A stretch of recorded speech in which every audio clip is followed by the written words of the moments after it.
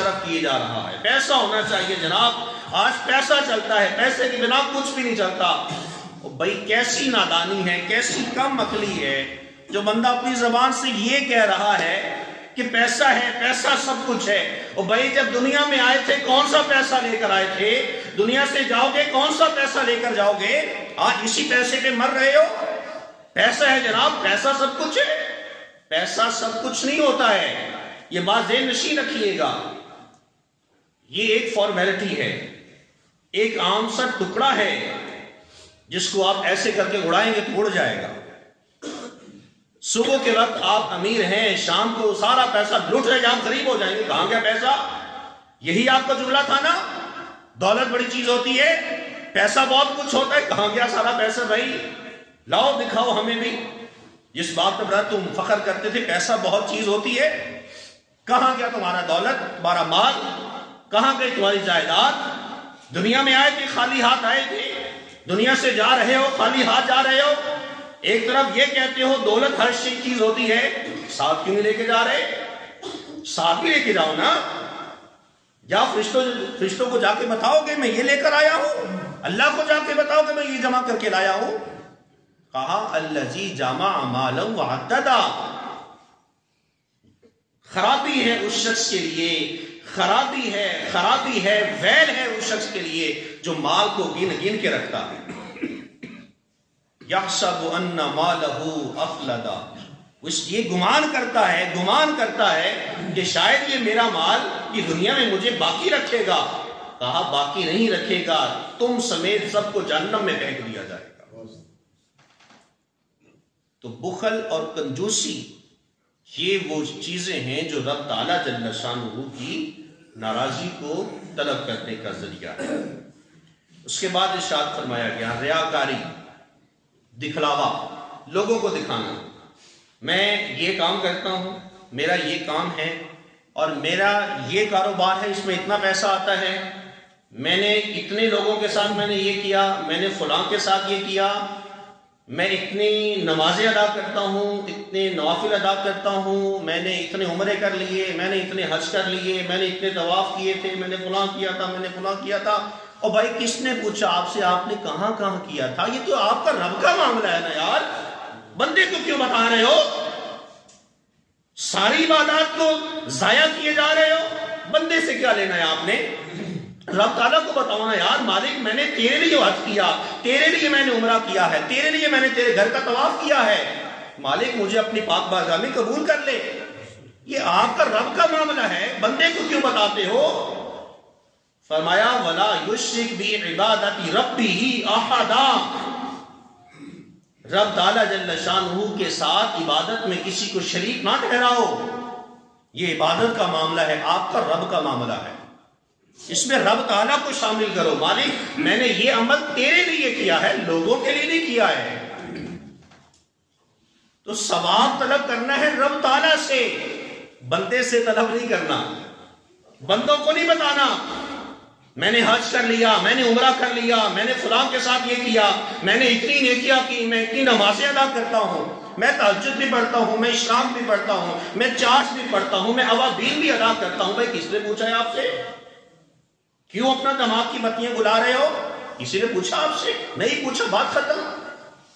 یہ آپ کا رب کا معاملہ ہے، رب تعالیٰ کو بتاؤ، لوگوں کے سامنے اپنی عبادت کو غبار مت پھینکو ان کے اوپر۔ میں بہت بڑا نمازی ہوں، میں بہت بڑا حاجی ہوں جناب، میں بہت بڑا مفتی آدمی ہوں، مجھے سارے مسائل کا علم ہے، میرے پاس سب کچھ ہے۔ بھئی کسی کے پاس کچھ نہیں ہے۔ میں بھی دنیا سے خالی ہاتھ آیا تھا، خالی ہاتھ چلا جاؤں گا۔ دنیا کا امیر کبیر شخص بھی اگر دنیا سے جائے گا تو خالی ہاتھ جائے گا، ایک ٹکا بھی اپنے ساتھ لے کر نہیں جائے گا۔ تو پھر کس چیز پہ ہم لوگ مان کرتے ہیں؟ ان چیزوں کو اپنی زندگی سے نکالنے کی حد الامکان کوشش کیجیے۔ اس کے بعد ہے جی غرور اور تکبر، جو رب تعالیٰ جل شانہ کی ناراضی کو طلب کرنے کا ذریعہ ہے۔ رب تعالیٰ جل شانہ اس سے ناراض ہوتا ہے۔ اگر اللہ تعالیٰ جل شانہ بندے کو بال عطا کرے اس کو جھکنا چاہیے، اس کو جھکنا چاہیے، اس کا سر نیچے۔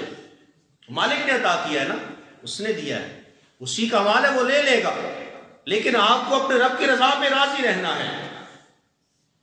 رب تعالیٰ جل شانہ کی حضور تکبر یہ برداشت نہیں ہے، تکبر فقط رب تعالیٰ کی ذات کے لیے ہے۔ کل قیامت کے دن اللہ رب العالمین جل شانہ 1,24,000 کم و بیش انبیاء کرام ان کی امتوں سے فرمائے گا لمن الملک اليوم، آج کس کی بادشاہت ہے کوئی دنیا کا بادشاہ جو میرے سامنے کھڑے ہو کے یہ اعلان کرے کہ میں بادشاہ ہوں؟ سارے نبیوں سے ان کی امتوں سے فرمائے گا لمن الملک اليوم، آج کس کی بادشاہت ہے؟ پوری خلقت خاموش ہوگی، اللہ خود ہی ارشاد فرمائے گا للہ الواحد القہار، آج اسی واحد قہار کی بادشاہت ہے۔ تو یہ تکبر اور بڑائی یہ فقط اللہ کے لیے ہے، ہمارے لیے نہیں ہے، ہمارے لیے چیزیں حرام ہیں، ہمارے لیے عاجزی اور انکساری کو لازم کرنا ہے۔ آپ اعلیٰ سے اعلیٰ خوشبو بھی اگر جسم کے اوپر لگا لیتے ہیں تو آپ کی فقط وہ جسمانی جسم سے تھوڑی سی خوشبو آئے گی، لوگوں کو آپ معطر کر سکتے ہیں، لیکن جب آپ کے اندر بدبو شامل ہے، آپ کا اندر ستھرا نہیں ہے، تو جسم کے اوپر چاہے آپ کروڑوں روپے کی بھی کوئی خوشبو لگائیں گے تو وہ کوئی معنی نہیں رکھے گی، اس لیے کہ آپ کے کردار سے خوشبو آنی چاہیے۔ حضور باب اللہ شاہ رحمۃ اللہ تعالی علیہ آپ فرماتے ہیں پھلا داتو اتر بنا، پھلا داتو اتر بنا، اترا دا پھر کڈ دریا، دریا وچ پھر رج کے نام۔ توجہ کے ساتھ سنیں گے تو بہت پیارے اشعار ہیں، اسی سے متعلق ہے، غرور اور تکبر سے متعلق۔ فرماتے ہیں پھلا داتو اتر بنا، اترا داتو کڈ دریا، دریا وچ رج کے نا، مچھلیاں وانگو تاریاں لا، پھر بھی تیری بو نہیں مکنی، پہلے اپنی میں مکا۔ پھر بھی تیری بو نہیں مکنی، پہلے اپنی میں مکا۔ یہ جو میں ہے نا، میں، اس سے آقا علیہ السلام نے منع کیا ہے کہ انسان تکبر کے اندر آ جاتا ہے کہ میرے پاس سب کچھ ہے۔ بھائی تیرے پاس کیا ہے؟ تو کیا پیچھے سے لے کر آیا ہے؟ تو نے خالی ہاتھ جانا ہے، پھر تو کہتا ہے کہ میں ہوں تو میں ہی ہوں۔ کبھی بھی اپنی دولت کے اوپر مان نہ کرے ذات گرامی۔ میں نے بہت سارے لوگوں کو ایسے دیکھا ہے، بہت سارے ایسے لوگوں کو دیکھا ہے جنہوں نے دولت کے اوپر مان کیا، ان کی دولت ان کو بچا نہیں سکی۔ جنہوں نے حسن کے اوپر مان کیا، ان کا حسن ان کو کبھی بچا نہ سکا۔ جنہوں نے اپنے مال جان اولاد پہ فخر کیا، یہ ساری چیزیں ان کو کبھی بچا نہ سکی۔ بچانے والا فقط ایک عمل ہے، وہ انسان کا اپنا عمل ہے جو رب تعالیٰ جل شانہ کی بارگاہ میں قبول ہونا ہے۔ تو غرور اور تکبر یہ ایسی بیماریاں ہیں جن سے ہمیں بچنا ہے۔ حضور نبی رحمت صلی اللہ علیہ وسلم کے صحابی حضرت سیدنا عبداللہ بن عمر رضی اللہ تعالیٰ عنہ نے ارشاد فرمایا، حضور فرماتے ہیں جس کے دل میں رائی کے دانے کے برابر بھی تکبر ہوگا، وہ شخص کبھی جنت میں داخل نہیں ہوگا۔ وہ شخص کبھی جنت میں داخل نہیں ہوگا۔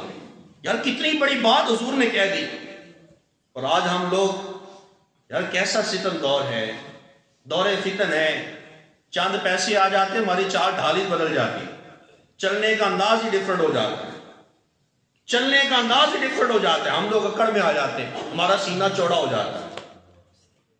یار کیسی ایک ہی انا ہے، کیسا تکبر ہے، کیا کس بات کا غرور ہے یار؟ پیدائش تو ایک گندے خون کے لوتھڑے سے ہے نا، اسی پہ غور و فکر کر لینا چاہیے مجھے اور آپ سب کو۔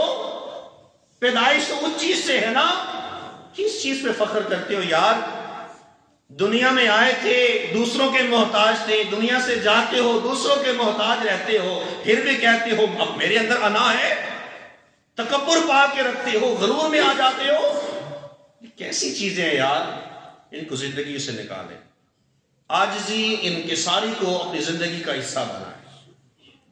عاجزی انکساری جس شخص کے اندر ہوتی ہے نا، وہ شخص بڑا کامیاب ہوتا ہے۔